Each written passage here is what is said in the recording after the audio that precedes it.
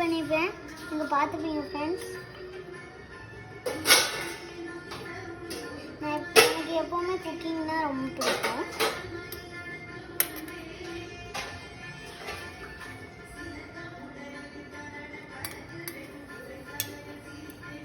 நான் எப்படி பண்ணேன்னா, ஃபர்ஸ்ட் சாம்பாரில் போட்டிருக்க முள்ளங்கி எடுத்துகிட்டு நல்லா மைஸ் பண்ணிவிட்டு, சிக்கன் கிரேவியில் இருக்க சிக்கன் எடுத்துகிட்டு அதையும் நல்லா சாம்பார் கூட இருக்க முள்ளங்கி கூட அது மைஸ் பண்ணிவிட்டு அப்படியே எக்கில் அதை போட்டு ஸ்ப்ரெட் பண்ணால் அவ்வளோதான். இவ்வளோ ஈஸியான ரெசிபீஸ் நான் பண்ணிடுவேன்.